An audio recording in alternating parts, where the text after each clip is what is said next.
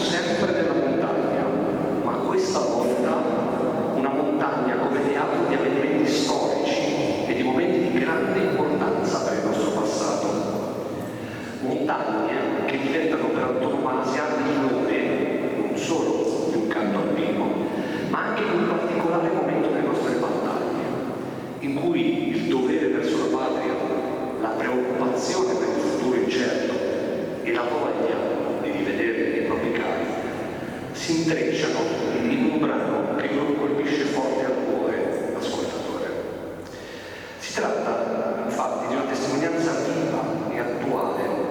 in cui si percepisce la tristezza dei vari compagni persi,